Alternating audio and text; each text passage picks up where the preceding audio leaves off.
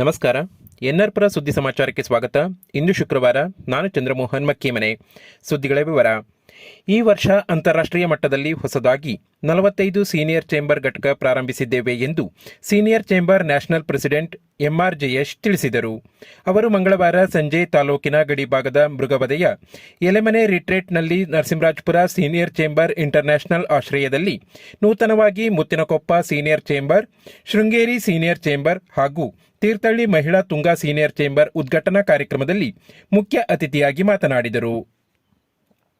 ಈ ವರ್ಷ 700 ಸದಸ್ಯರಿಗೆ ಪ್ರಮಾಣ ವಚನ ಬೋಧಿಸಿ ದಾಖಲೆ ಸೃಷ್ಟಿಸಿದ್ದೇನೆ.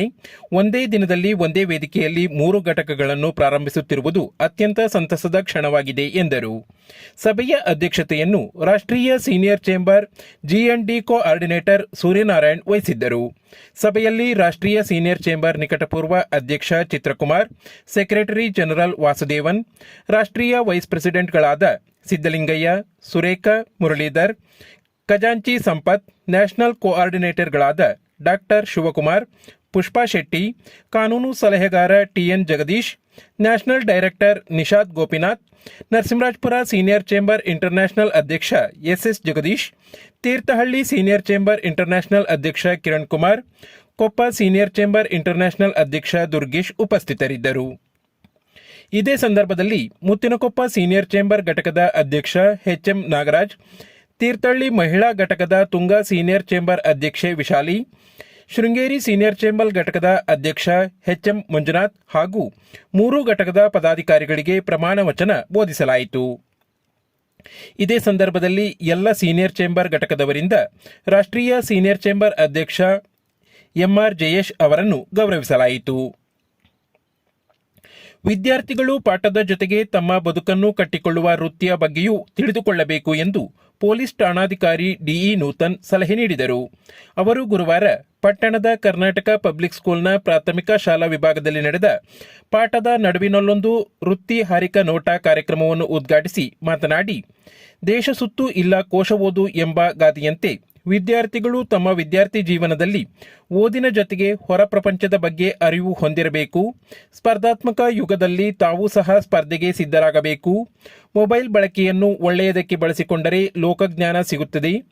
ಬೇರೆ ಸಮಾಜಘಾತುಕ ಚಟುವಟಿಕೆಗೆ ಬಳಸಿಕೊಂಡರೆ ಹಲವಾರು ಸಮಸ್ಯೆಗಳನ್ನು ಎದುರಿಸಬೇಕಾಗುತ್ತದೆ ಎಂದು ಎಚ್ಚರಿಸಿದರು. ಸಭೆಯ ಅಧ್ಯಕ್ಷತೆಯನ್ನು ಎಸ್ಡಿಎಂಸಿ ಅಧ್ಯಕ್ಷ ಲಕ್ಷ್ಮಣ್ ಶೆಟ್ಟಿ ವಹಿಸಿದ್ದರು. ಸಭೆಯಲ್ಲಿ ಬಡ್ತಿ ಮುಖ್ಯ ಶಿಕ್ಷಕರ ಸಂಘದ ರಾಜ್ಯ ಉಪಾಧ್ಯಕ್ಷ ಅಶೋಕ್, ಕ್ಷೇತ್ರ ಸಂಪನ್ಮೂಲ ಕೇಂದ್ರದ ಸಮನ್ವಯ ಅಧಿಕಾರಿ ಸೇವ್ಯಾ ನಾಯಕ್, ಎಸ್ಡಿಎಂಸಿ ಉಪಾಧ್ಯಕ್ಷ ಉದಯ್ ಗಿಲ್ಲಿ, ಸದಸ್ಯ ಪುರುಷೋತ್ತಮ್ ಮಾತನಾಡಿದರು.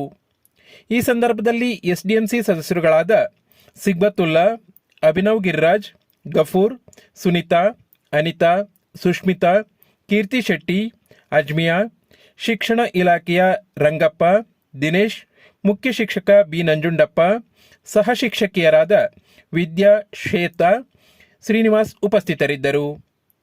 ಅಮಿತಾ ಸ್ವಾಗತಿಸಿದರು. ಶ್ವೇತಾ ಕಾರ್ಯಕ್ರಮ ನಿರೂಪಿಸಿದರು. ನರಸಿಂಹರಾಜಪುರ ತಾಲೂಕಿನ ಶೆಟ್ಟಿಕೊಪ್ಪ ಸಮೀಪದ ಅರಿಶಿಣಗೆರೆ ಶ್ರೀ ರೇವಣಸಿದ್ದೇಶ್ವರ ಸ್ವಾಮಿಯ ವಾರ್ಷಿಕ ಜಾತ್ರಾ ಮಹೋತ್ಸವವು ಫೆಬ್ರವರಿ 5 ಗುರುವಾರ ಪ್ರಾರಂಭವಾಗಿದ್ದು ಫೆಬ್ರವರಿ 8 ಶ್ರದ್ಧಾಭಕ್ತಿಯಿಂದ ನೆರವೇರಲಿದೆ ಎಂದು ದೇವಸ್ಥಾನ ಸಮಿತಿ ಅಧ್ಯಕ್ಷ ಭೀಮನರಿ ಸುಧಾಕರ್ ಹಾಗೂ ಕಾರ್ಯದರ್ಶಿ ಎಡಿ ಉಮೇಶ್ ತಿಳಿಸಿದ್ದಾರೆ. ಫೆಬ್ರವರಿ 5 ಗುರುವಾರ ಬೆಳಗ್ಗೆ ರೇವಣಸಿದ್ದೇಶ್ವರ ಸ್ವಾಮಿ ಪಲ್ಲಕ್ಕಿಯು ದೇವಸ್ಥಾನದಿಂದ ಹೊರಟು ಜನತಾ ಕಾಲೋನಿ, ಅರಿಶಿಣಗೆರೆ, ಭೀಮನರಿ, ಜೇನುಕಟ್ಟೆಸರ, ಚನ್ನಮಣಿ ಮಾರ್ಗದ ಮೂಲಕ ಎಲ್ಲ ಭಕ್ತಾದಿಗಳ ಮನೆ ಸಂಚರಿಸಿ ರಾತ್ರಿ ಆರಂಬಳ್ಳಿ ರಸ್ತೆಯ ದೊಡ್ಡಹಟ್ಟಿಯ ಗಣಪತಿ ಪೆಂಡಾಲ್ನಲ್ಲಿ ಉಳಿದುಕೊಂಡಿದೆ. ಫೆಬ್ರವರಿ 6 ಶುಕ್ರವಾರ ಬೆಳಗ್ಗೆ ಪಲ್ಲಕ್ಕಿಯು ಕೆಳಗಿನ ಶೆಟ್ಟಿಕೊಪ್ಪ, ಬಣಗಿ, ಹಂಕ್ಲುಮನೆ, ಮಂಜಿನಕೊಪ್ಪ, ನವಗ್ರಾಮ, ಕಡಹೇನಬೈಲು ಮಾರ್ಗವಾಗಿ ಶೆಟ್ಟಿಕೊಪ್ಪ ಗ್ರಾಮಗಳ ಭಕ್ತಾದಿಗಳ ಮನೆಗೆ ತೆರಳಲಿದೆ. ನಂತರ ರಾತ್ರಿ ಶೆಟ್ಟಿಕೊಪ್ಪದ ಶ್ರೀ ಅಯ್ಯಪ್ಪಸ್ವಾಮಿ ದೇವಸ್ಥಾನದಲ್ಲಿ ತಂಗಲಿದೆ. ಫೆಬ್ರವರಿ 7 ಬೆಳಗಿನ ಜಾವ ದೇವಸ್ಥಾನದಿಂದ ಹೊರಟು ಅರಿಶಿಣಗೆರೆ ದೇವಾಲಯದಲ್ಲಿ ನಡೆಯುವ ಕೆಂಡಾರ್ಚನೆಯಲ್ಲಿ ಭಾಗವಹಿಸಲಿದೆ. ಬೆಳಗ್ಗೆ 9 ಗಂಟೆಗೆ ಸಿದ್ದೇಶ್ವರ ಸ್ವಾಮಿ ದೇವಸ್ಥಾನದಲ್ಲಿ ಗಣಹೋಮ, ರುದ್ರಾಭಿಷೇಕ, ಭಸ್ಮಾರ್ಚನೆ, ಕಲಾ ಸಾನ್ನಿಧ್ಯ ಹೋಮ, ಕಳಸಾಭಿಷೇಕ, ಪಂಚಾಮೃತ ಅಭಿಷೇಕ ಸೇವೆ ಜರುಗಲಿದೆ. ನಂತರ ವಿಶೇಷ ಅಲಂಕಾರದೊಂದಿಗೆ ಮಹಾಮಂಗಳಾರತಿ, ತೀರ್ಥಪ್ರಸಾದ ವಿನಿಯೋಗ ನಡೆಯಲಿದ್ದು ಮಧ್ಯಾಹ್ನ ಎಲ್ಲ ಭಕ್ತಾದಿಗಳಿಗೂ ಅನ್ನಸಂತರ್ಪಣಾ ಕಾರ್ಯಕ್ರಮ ಜರುಗಲಿದೆ ಎಂದು ಅವರು ತಿಳಿಸಿದ್ದಾರೆ.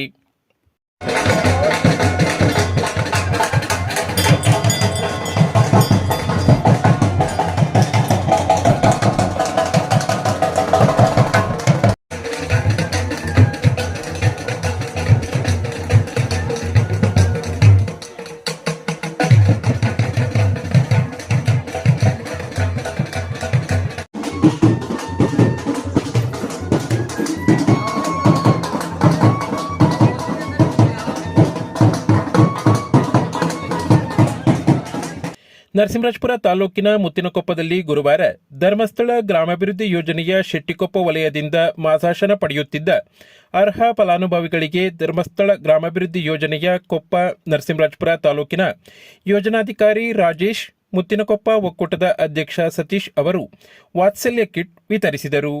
ಈ ಸಂದರ್ಭದಲ್ಲಿ ವಲಯ ಮೇಲ್ವಿಚಾರಕ ಪುರುಷೋತ್ತಮ್, ಜ್ಞಾನ ವಿಕಾಸ ಕೇಂದ್ರದ ಸಮನ್ವಯ ಅಧಿಕಾರಿ ಉಷಾ, ಸೇವಾ ಪ್ರತಿನಿಧಿ ದೀಪಾ ಉಪಸ್ಥಿತರಿದ್ದರು. ಪ್ರತಿನಿತ್ಯ ತಾಲೂಕಿನ ಸುದ್ದಿ ಸಮಾಚಾರಗಳಿಗೆ ನೋಡ್ತಾ ಇರಿ ಎನ್ಆರ್ ಪುರ ಸುದ್ದಿ ಸಮಾಚಾರ. ವಂದನೆಗಳು.